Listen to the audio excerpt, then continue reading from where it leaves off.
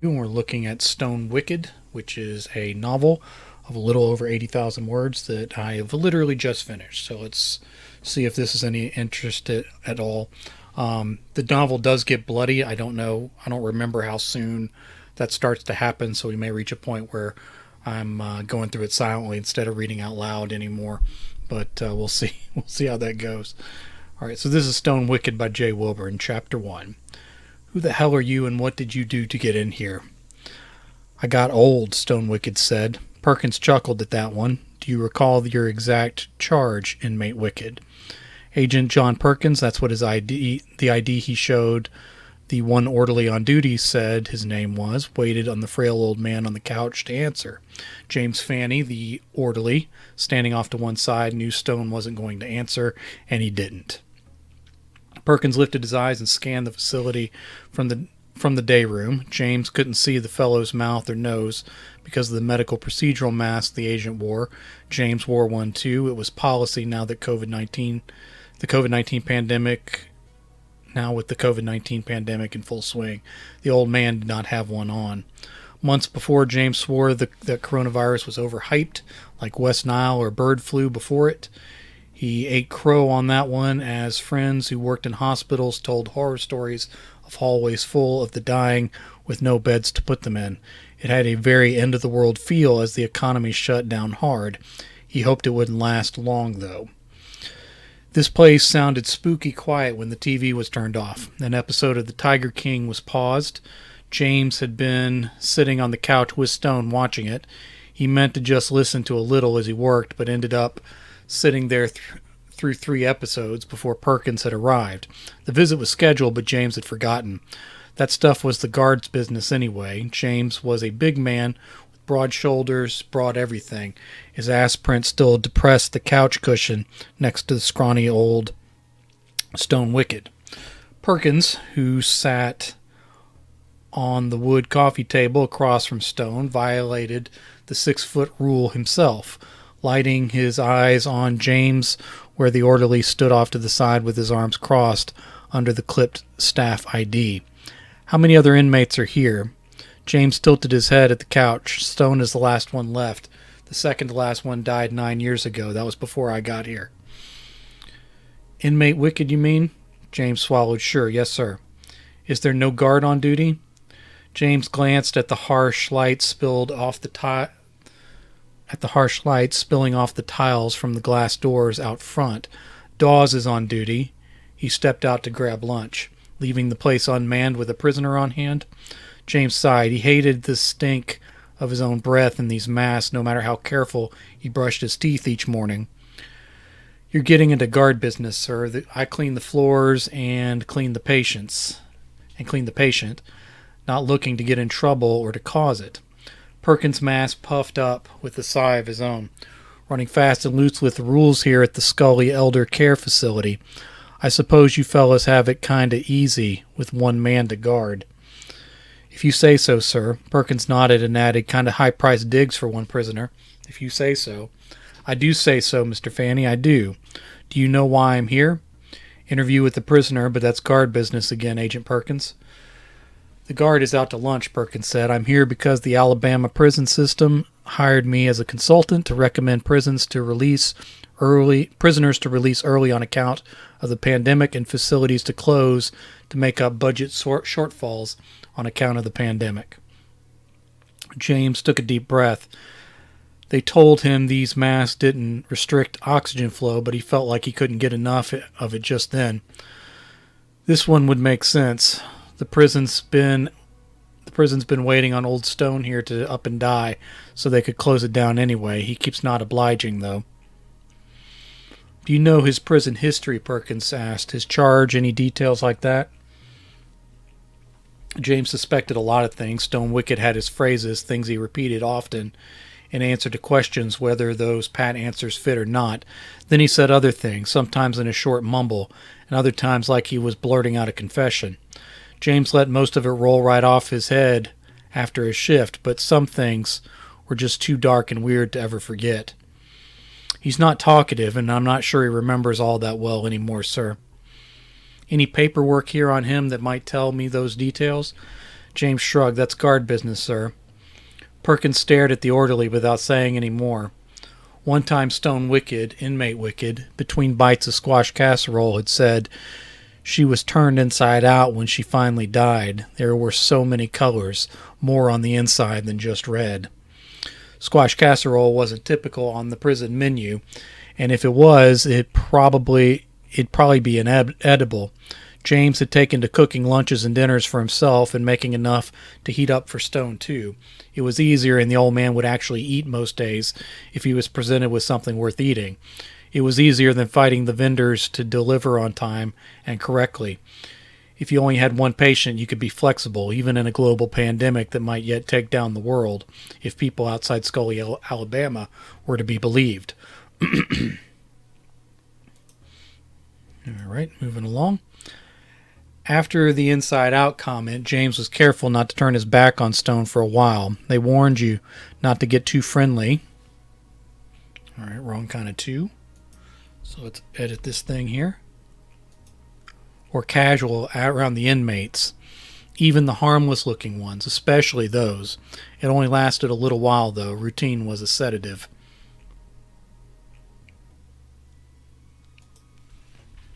Say that didn't change the fact that Stone Wicked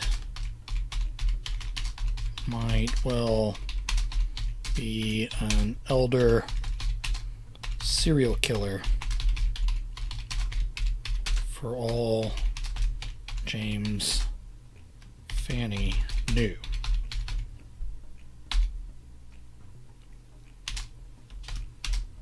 All right, we'll leave it at that.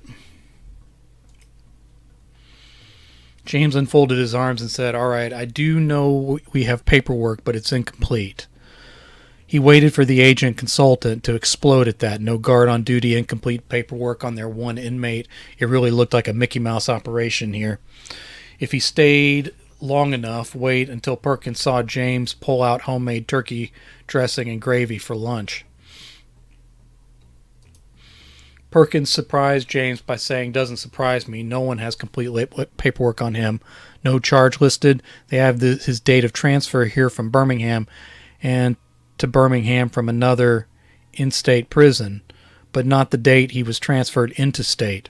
Any of that stuff in your file?" "No, just medical stuff mostly. Even that is scant. Stone is healthy other than being elderly. Not even a birth date. Like you said, no charge listed, no date of sentencing. Thought it was weird, but you know. Guard business," Perkins grumbled. James nodded. "Guards assigned here won't know either. Everyone is recent transfers, mostly older fellas that... I need to put this into a comma instead of a separate sentence. All right. Everyone is recent transfers, mostly older fellas that might not be up to the pace of a bigger facility. Our admin is back in Birmingham and hasn't visited any day I was here. I'm here most days." "Spoke to him," Perkins said. Let's add something here because I know it's going to come up later. "And his assistant director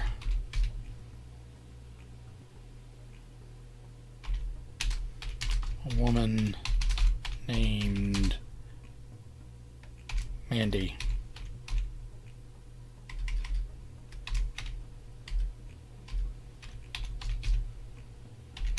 "He politely told me it was my job to tie up this loose end." She nodded along politely too. All right. So that's going to set up her appearance at the end of the novel. "Consultant business," James said. Perkins actually laughed. He narrowed his eyes at Stone, who stared off to the side. "Inmate Wicked, you're quite the living mystery. Do you know your date of sentencing?" "It got bloody," Stone mumbled. Perkins leaned forward. "I missed that. What'd you say, inmate?" All right, I need a comma there. Stone didn't repeat it. James only knew what he'd said because it was one of those phrases the old man mumbled often, sometimes in his sleep. Perkins sighed and looked at the orderly. You catch what he said? James shook his head. He wasn't sure exactly why he didn't translate the mumble for Perkins, but he just didn't. Didn't seem right to. One time, Stone had said one of her eyes was busted up and one whole ear was missing. After the first one was down, the second one started laughing and this shaking, hooting sound. That was when the first bitch's chewed up ear fell right the fuck out of her mouth. You ever seen any shit like that before in your life, Fanny? All right, I apologize. This story gets bloody, so it may not be appropriate for stream, but we'll see. We'll see how far we go here today. James Fanny had not, in fact, seen any shit like that before in his life. Agent Perkins, Consultant Perkins, had turned his attention back onto the subject at hand. Inmate Wicked, repeat what you said for me, please. No response. James could tell Perkins that in his current state, he wasn't going to get much out of Stone.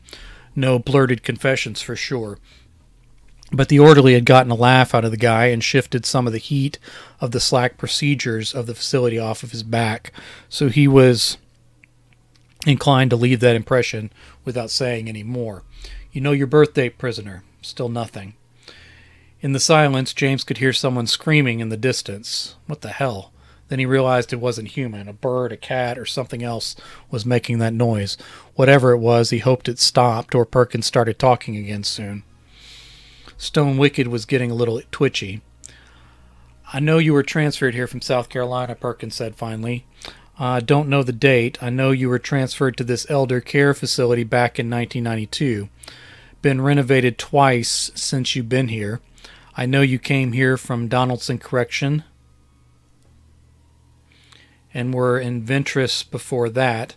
Any other Alabama prisons you parked in I haven't mentioned? Was in the spring, I seem to recall. Okay, that's something. Spring of what year? James didn't have the heart to tell Perkins that if he asked Stone when Christmas was, he'd likely get the same answer. Was just one of his phrases.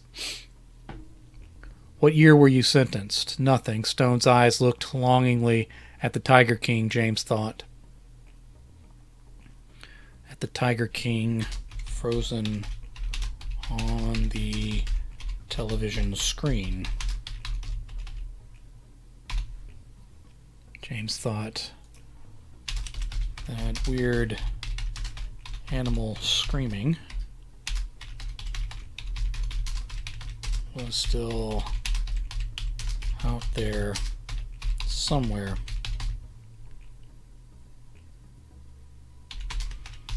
At least it wasn't getting closer. All right. Probably don't want to make this first chapter too long because we're not getting to the point here, but setting some things up for later, and a mystery is always good for readers, I think. What about from South Carolina? Where was your prison home there? I was a state bureau agent in South Carolina before I retired, not when you would have been there. Do you remember the facility name, inmate? Stone's eyes closed and he bowed his head. Didn't look asleep just yet, but definitely out of it. I'm going to take a trip back to Carolina and see what I can find on you from that end. I'll be back through with whatever I find on you, I promise. Perkins finally stood and James saw him out, locking the glass doors behind the agent with the guard's keys. As the lock was still turning, Stone Wicked mumbled again. If you hold a dead man by his beard, the teeth still click together as you walk. Ever seen anything like that? This fucker was almost definitely an old school serial killer right in their midst, James decided.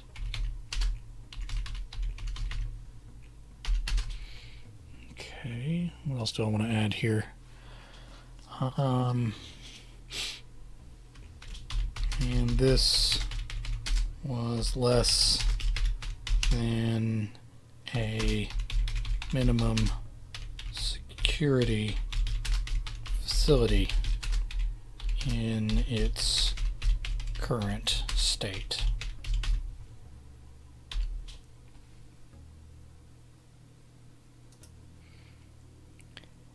He might have missed those words this time if Stone hadn't said something similar once before.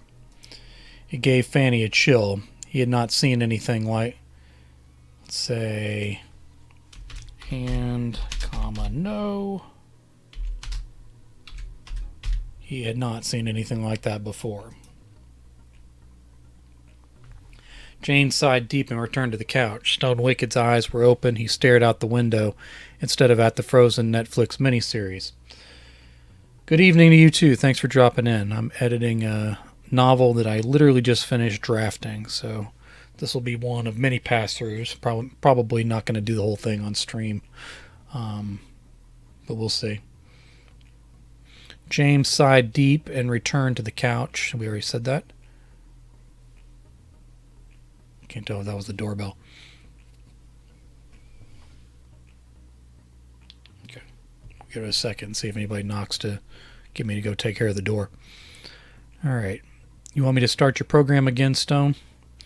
Nothing. No response and no proclamations about clicking teeth. We can do lunch early if you cotton. James nodded and reached for the remote near his, let's say, after another non-response, James nodded and reached for the remote near his surviving butt imprint on the couch. All right, I think someone just is at the door. Give me just a second here. All right.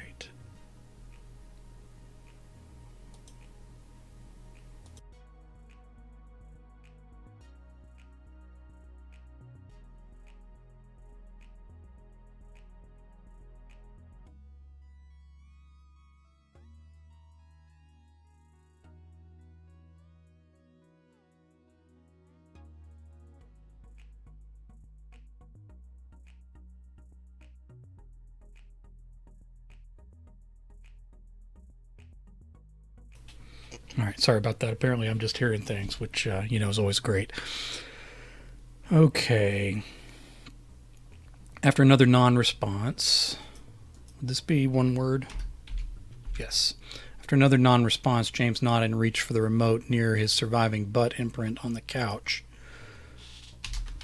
At least that screaming animal noise outside had finally stopped. Someone had come out and ran off their screeching cat. Oh, let's spell that correctly while we're here. Screeching cat. All right. You want to hear a story, James Fanning? Stone Wicked asked without looking at him.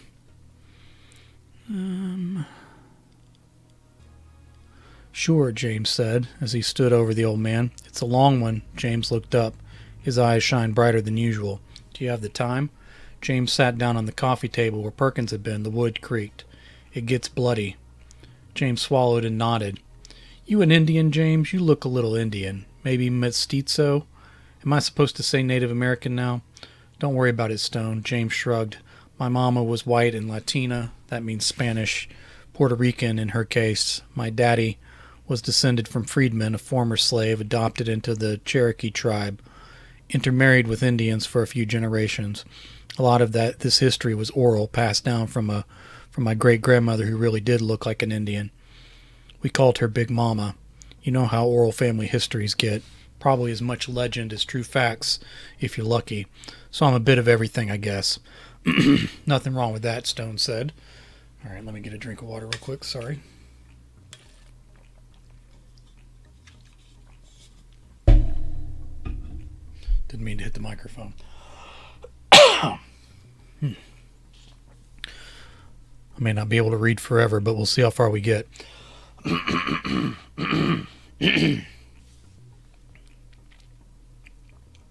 Nothing wrong with that, Stone said. This will be a story your big mama wouldn't even have heard. I'm a lot older than you'd guess, even your wildest guess. And I'll be surprised if you believe all of it, but I swear to Christ every word will be the truth as well as I remember. During the first session of Stone Wicked's story, James's... I'm going to do this consistently, so let's do apostrophe S. James's ass started to hurt. He moved to the couch next to Stone. He got up only once to let the guard, who smelled like liquor... Let me put my commas in here for this aside. Back in at 2 p.m., but that was enough to break the magic for a while.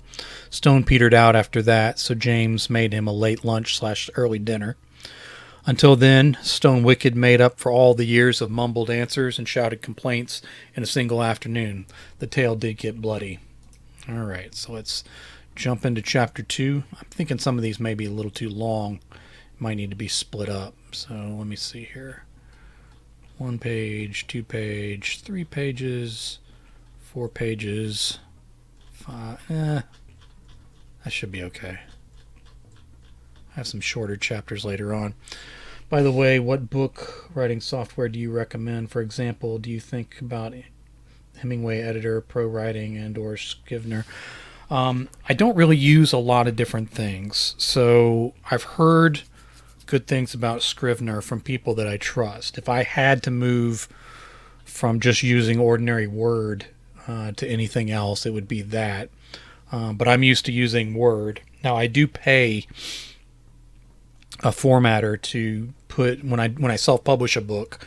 I pay a formatter to format it for me. So they have some skills that I don't. So probably working in one of those other programs makes the formatting part a little easier, I understand, especially from Scrivener.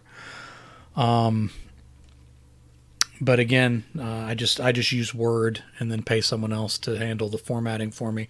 Now, of course, when I work with a publisher, they handle all that. And sometimes it's fine, and sometimes, I would have done it differently if I was doing it myself, but that's just the way it works. All right, Chapter 2. I'm older than you think, but I don't remember the exact date. It was in the spring, I seem to recall. Some doors are closed to me, others open for a glimpse, and some days, like today, the lock is jimmied, and I get to slip through for a good long while. No problem. Maybe that bastard with all his questions shook things loose in my skull up for me. Maybe that guy with all his questions shook things loose in my skull for me.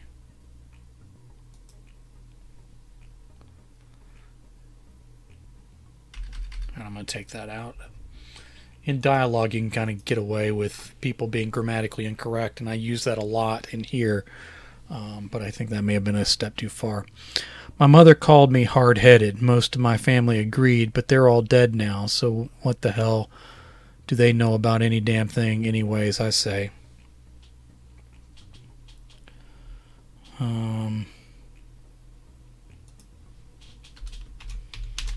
My brother was last to go.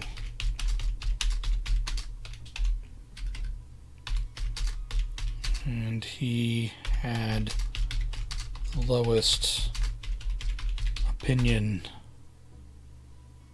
on me of all of them.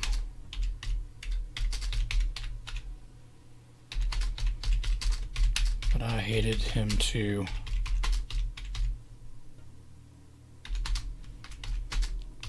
We may get to that later, I guess,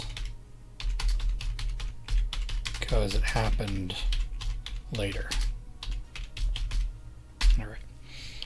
I'll foreshadow the ending a little bit. I got myself into some trouble in Georgia. Nothing that would involve the law, but the sort of thing that might have a pretty girl's father and brothers out for blood. I wasn't quite 20, if I remember right, and she were but 16. Before you get shitty with me, that sort of thing wasn't out of bounds like it is today. I mean, unless you break a girl's heart and she starts saying you tricked her, Lucky she didn't write out claim rape, I guess. But either way, I found myself on a series of trains and coaches heading out west. One thing with this particular story that I worked with is the fact that we have a character here that, not giving away spoilers, but he's already said that he's older than he thinks, that's been around for a very long time, and so he holds these ideas from before, but he's also been exposed to modern media. So it's kind of an Old West story told through the eyes of someone who's still alive today. So he's still not appropriate, but he's seen enough to where he understands the world has changed. So you're kind of getting this weird push and pull between an older storytelling style and then somebody more modern. And also, he's older and he's an unreliable narrator, and so kind of we break some rules as we go along here. There's a few points later on where I have him backtrack and say, no, that's not how it happened. It was actually like this. And so you almost get two tellings of a particular scene a couple times. I don't know how well that's going to stand up, but I kind of like it, and I think it makes for an interesting story, and we'll see if anyone else likes it too. Of course, part of the editing here is to figure out what works and to see if I can make it better.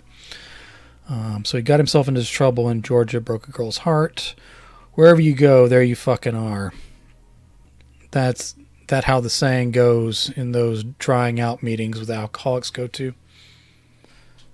That how the saying goes in those drying out meetings the alcoholics go to. Right. Anyway, I was prone to the same fuck ups in the new towns. Weren't always girls, but always something. Running from my troubles turned my story, the one I'm about to tell you, into a western of sorts. People still like westerns, do you think? I'll put a comma there. Kind of some meta dialogue here. Hard to keep track of what's in style any given moment. I could tell you a lot of story before I get to the real story.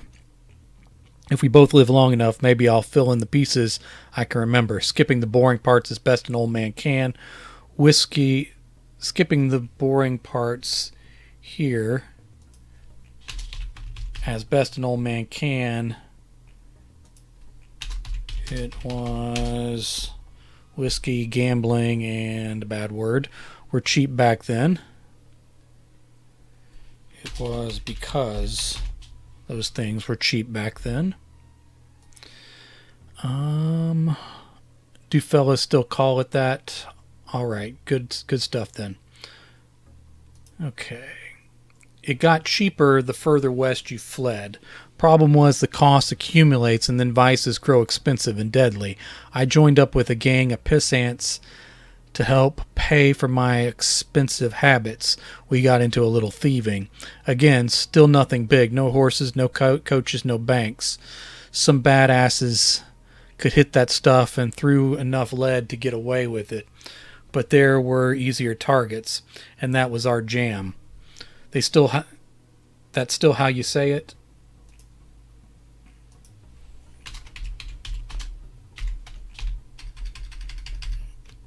My jam. Hold on, let me have him say it this way. That's my jam. Really? I feel like that phrase just got started. I swear I saw it on Netflix just the other day. Okay then, that was our modus operandi. Soft targets like terrorists do these days. Put a colon there. Soft targets like the terrorists do these days. The last job we pulled should have been the easiest, but you know how that shit goes. It's always the last one that fucks you up. Me, Frank Goodall, his brother River, and some dumbass named, I don't remember anymore. We'll call him Jimmy Dumbass. We hid out in the woods close to the ranch house for 3 days. Close to a ranch house for 3 days. The amount of days a resurrection usually took in the good book, right? Then we closed in on the place late that last morning when we was sure the place was abandoned. Oh boy, were we sure. 3 days sure. All the men out, all the ladies gone to a revival supper closer into town, which weren't close. No one home for lunch that day, and we were going to be long gone before they got back for dinner or washing. I think that should be the same paragraph. All right, that's good. All right. That was the motherfucking plan anyway. Jimmy elbowed a window, spreading broken glass into the parlor. It was single pane and thin, but it sliced through his duster in multiple slashes. The boy hissed like he'd been stung. Son of a whore, he said as he reached through to work the latch. Mr. Dumbass managed to slice the webbing through his ring, between his ring and fuck you fingers, on a shard of glass still pinched into the frame of the window. Turned out it wasn't even the kind of window you could open. Frank said, pull up on your reins, Jimmy. We don't have to climb in through the chimney like summer rats. All right. Frank took hold of the brass knob and just turned it. It swung open on unoiled hinges like a groaning witch. Not sure what Jimmy was thinking. No one out there had locks on their doors in those days. You could bar the door in storms, but someone had to be inside for that. Maybe that's where the boy's mind was. If that were the case, you'd likely get buckshot in your face before you elbowed all the glass to crawl through a window, let's say.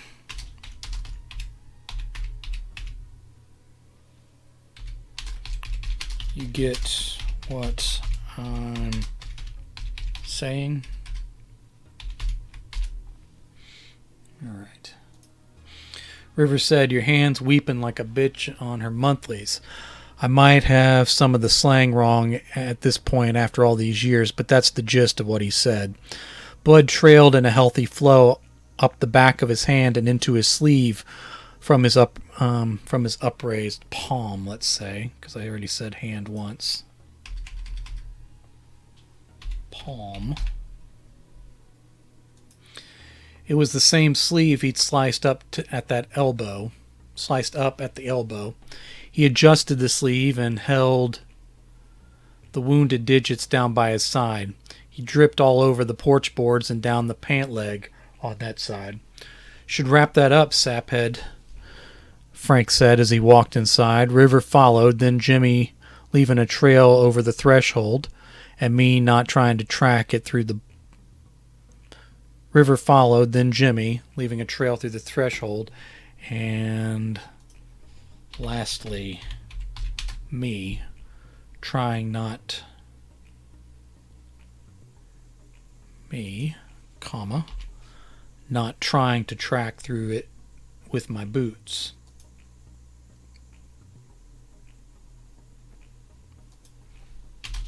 I like my boots.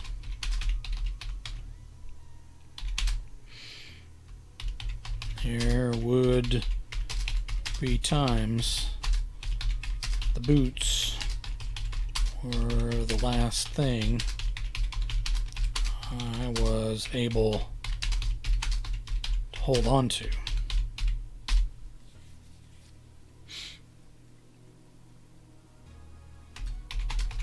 Just my boots and my guts. Alright, that's good enough, and it foreshadows. Once we're flush again, Jimmy said, with the blood running out of his closed fist like he was juicing a tomato, I'll get some sage hen to nurse it and my long stick. We're going to have to ride a ways before we can do that, I said. Would be nice if you weren't painting a red trail from the window to our camp for the ranchers. Leave it be. Jimmy shoved me, adding a spot of color to my collar. I shoved him back into a grandfather clock as old as time, and probably brought over on sailing ships from old Europe with the first printing presses in the New World. The old thing bonged, clanged, and something long, thin, and metal clattered loose inside. The steady ticking of time from the weighty pendulum fell silent and left the room heavy, let's say.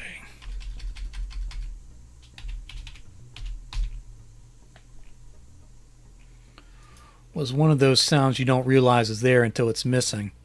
However long that box of gears and Swiss magic kept time moving, it had finally come to a halt and progressed around the wheel of its face no more. I had stopped time you see. All right, some symbolism there. River started to speak up on the subject of Jimmy's hand, but Jimmy said, if you Angelicas can't still your mouths, maybe you can put them to some use servicing me, since the whores are still a ways up the trail. River and me were about to set upon him to get his face flowing like his fist, but Frank shouted, stop fucking around and start searching for the loot. As I recall, civilized people didn't say fuck quite as much back then, not until the World Wars and beyond, but we weren't civilized. Frank might have said cocksucker more than motherfucker, but that's neither here nor there. Alright, that's a bit much, isn't it? Probably for stream. We cursed each other under our breath after Frank called us down, but we spread out to do the job finally. Jimmy did finally take up a cotton napkin to wrap up his fist. Found it folded on a marble-topped service table next to the big family eating table. The dark wood was polished brighter than any mirror I had ever shaved in. Was from trees that didn't grow within 100 miles or more of the ranch land. I had mentioned a mirror later in the story that I don't think I paid off on, so I'm going to make a note of mirror later in story. Put a question mark.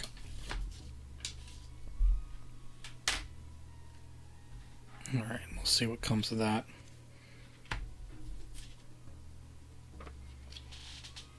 I'll put that over here. Yep. Alright, I have way too many post-it notes over here.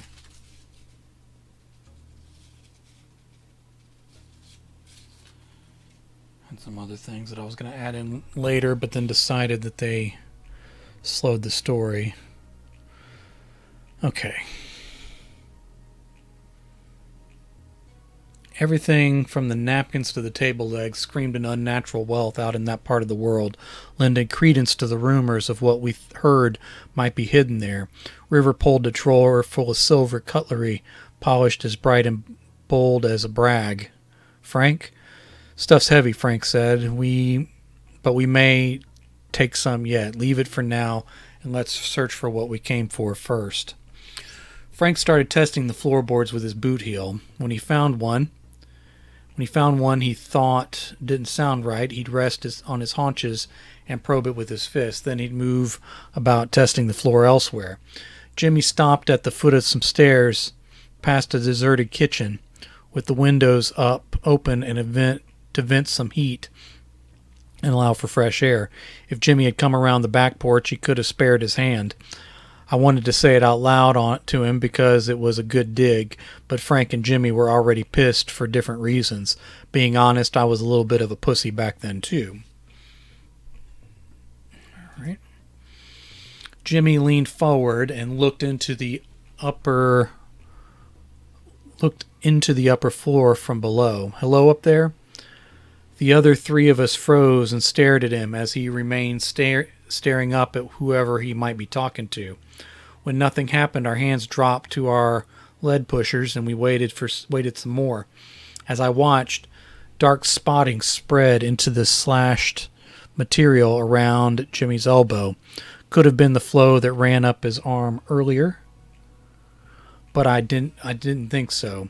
The fancy white napkin balled around his hand, and between his fingers showed a spreading stain in murder red that couldn't be denied on that field of pristine white. Then and now made me think of the shroud around the mutilated Christ who wouldn't stay dead.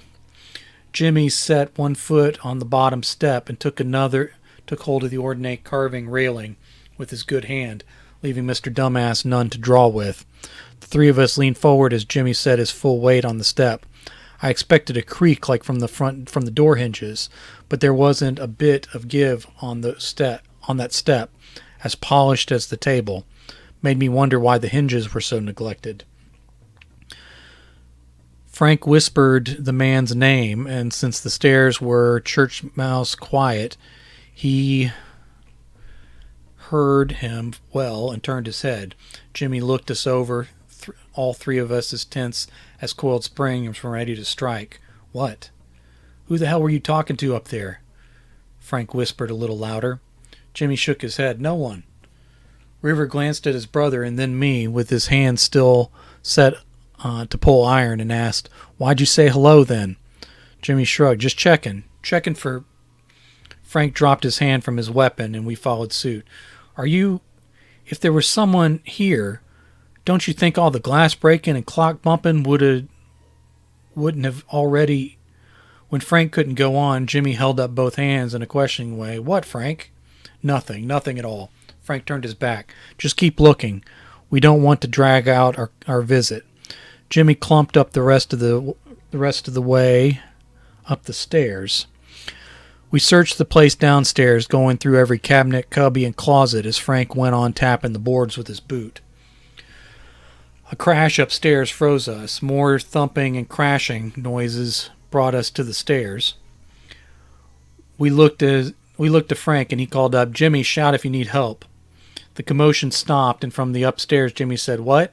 Frank sighed and said, Sounds like you're fighting someone.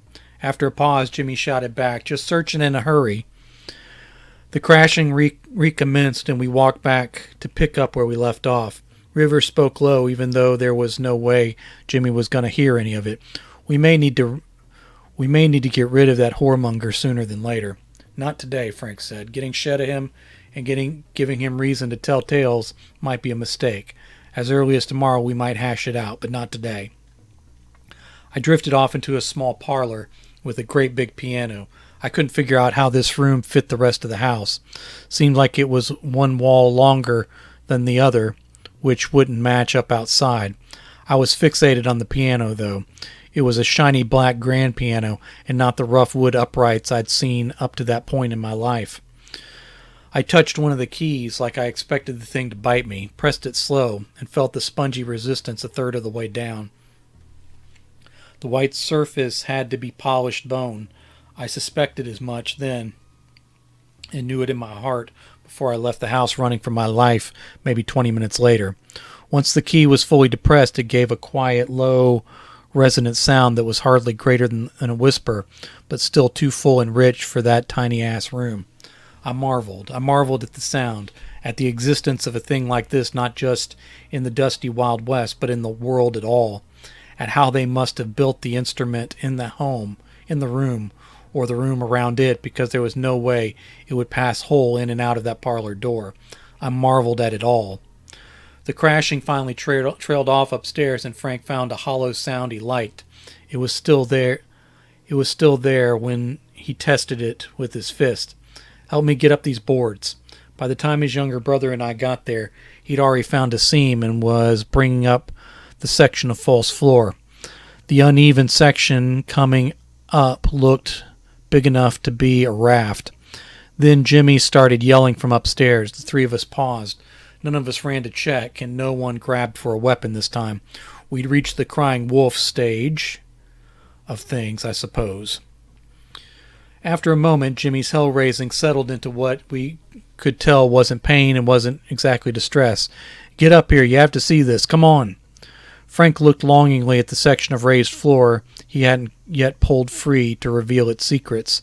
I know this is it. Jimmy insisted. You have to see this. What's taking you so long? Get the hell up here. Frank stood, and we took the stairs.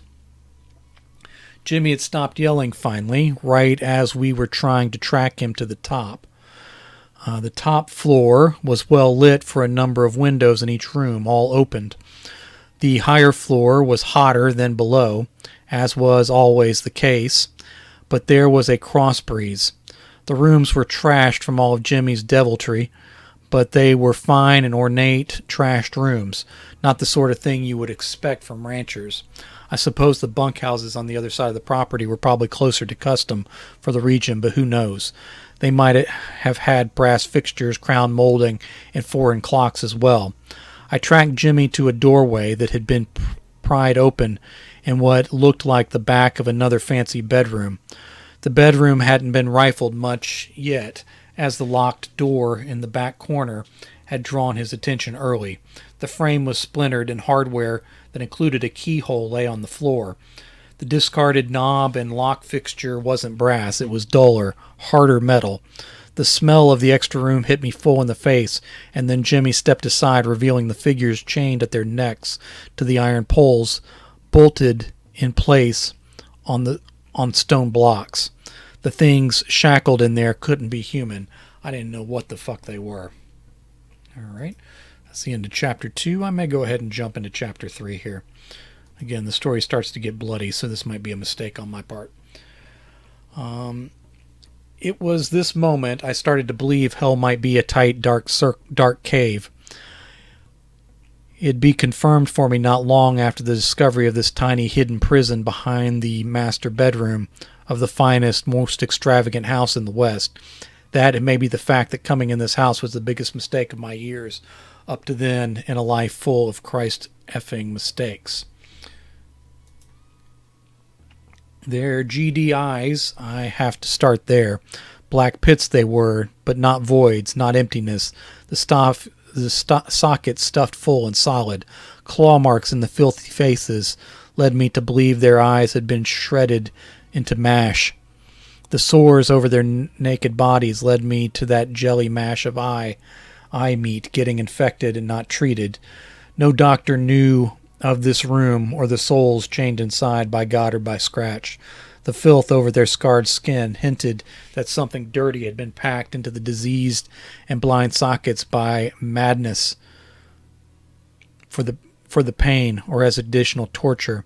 The end of it with us small-time bandits staring through that broken doorway upon those broken creatures was a solid black mass, crusted in place in their eyes and hardened like veins of coal, needing a pickaxe to ever be broken free again. They couldn't see us, but must be they could hear us through the discolored pus oozing from their ears, or through the cracked, dried blood around their flaring nostrils. They could smell us, because they went from cowering and shaking to reaching for us and moaning. I'd bet my life they never reached for the deviants who locked these iron collars around their necks and left them locked until the flesh around and under and around the iron edges had been rubbed raw and sticky thin. A dark part of me was thankful because the change stopped the abominations in their barefooted tracks before they could reach us. I don't know what they made of all Jimmy's screaming before we got up there. The four of us backed up a step each, just the same. Still, we didn't look away or flee that open living tomb stench that was filling the house, filling the GD world. Dash. River whispered harsh, like a child trying to avoid saying damn. Christ on an effing cross. Jimmy breathed out a little louder, a little lower. They were naked and their skin was gray, cracks webbed up every part of them, making them look like they were made of a strange desert hardpan. No telling if those indentions and running cracks were through the unbathed filth that coated them, or their ruined skin beneath. I wanted to say they were all men once, but I can't for sure. Their genitals were sliced and abused multiple times, shredded in some cases, swole, knotty, and twisted in others. More than a couple crotches were mangled and caked solid black with this, like the stuff in their eyes. God knows whether any manhood ever dangled there, and Christ Daddy had surely turned his eyes away from the room long before we ever opened it. All right, this may be a little too much for stream, but I'm going to see if I can finish the chapter here. The floor in the hidden torture chamber was cave gray, in the middle a shade or so lighter than the prisoner's flesh. The corners of the eyes below where the chains were bolted into the walls were black, a shade or so lighter than the packed eyes and crotches. The smooth, impacted stuff along the base edge of the room was curved into a sort of snowdrift of filth. The moaning continued. A few of them opened their mouths in white strings that looked more like fungal growth than saliva strung between the weeping surfaces inside. Those that still had tongues licked them out as white as the piano keys, but they had nothing to say. Were they still capable of speech? I'm going to put a comma there. Is this too gross? Let me know. I can't be here no more, Frankie. River growled in a voice that was half begging child and half madman gravel. "No more. Take me away from here." Frank locked down on his brother's shoulder, and River acted like his boots were nailed to the bedroom floor and his knees locked. Frank had to wrestle his little brother backward, and maybe that was exactly what River was begging for him to do. I moved my ass in a backward shuffle all on my own. Jimmy Dumbass stepped forward toward those reaching hands with fingers that hardly ever numbered 5 on any of them. He reached too, with the hand wrapped in the fancy cloth napkin, thick enough to be used to sew a waistcoat. His blood had soaked scarlet through most of it. Then a single drop of blood fell from his elbow through the straight, clean tears in his sleeve from the window glass. The wine-colored drip burst small and sprayed minuscule droplets around its point of impact, where the fine wood floor of the master gave way to the gray-white scratchy spread of fecal filth in the hell room. Pretty gross stuff. I never before nor never since saw a single drop of blood turn 2 different colors on the same floor, but I swear to bleeding Christ that drip was black in there with them and rich burgundy on the polished floors out with us. Never seen that illusion since, and I've witnessed a lot of spilled blood. Those tortured creatures lashed out and snapped yellow, green, and black teeth hard enough to split some of the ones they had left, casting bone crumbs onto the shitty floor. They growled and roared with the shrill passion of abused animals. One managed to hook a single finger under the edge of the bloody napkin and tore it away from the wound. Jimmy let out a high little squeak, but still didn't back off. Those chained men jostled each other for position as they twisted and pulled around the napkin. They struggled to suck the blood from the coarse cloth. Others fell to lick up the blood squeezed out of it from the violent competition above. If Jimmy's wound had been closed once, or was starting to, it reopened with the cloth pulled away. The blood dribbled thick from the onto the filthy floor, turning black on impact. A few gray men broke from the napkin to reach for the growing puddle. Their collars pinched and wrinkled the skin of their throats, squeezing clear fluid from the unhealed abrasions. They fell to their faces at the end of their chains and wiped their fingertips through the blood before bringing it to their dry, cracked lips. They slurped the stuff up and moaned in quivering ecstasy. One of them chewed through one of his own remaining fingers and kept sucking up the blood as long as it would come. The rest of us, save for Jimmy, backed out of the bedroom door.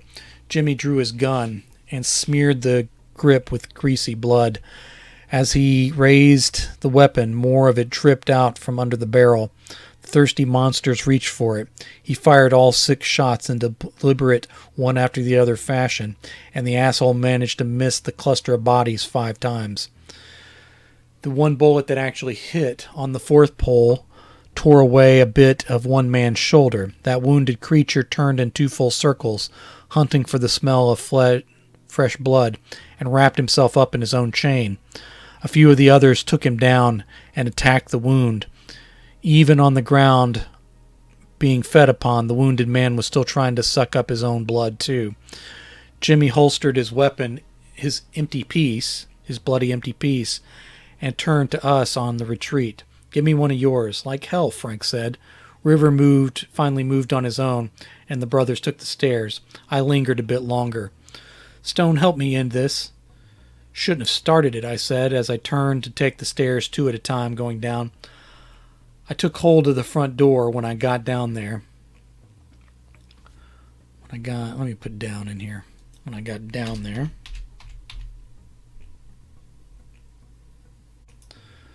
But Frank yelled at my back, "Help us get this trap open. Hurry, I want to be out of here." Less than 10 minutes away from the end of our gang, I knew then it was a mistake not to bail out that door right then, but I turned to help the good old brothers anyway with that crazy howling from upstairs filling the fine house.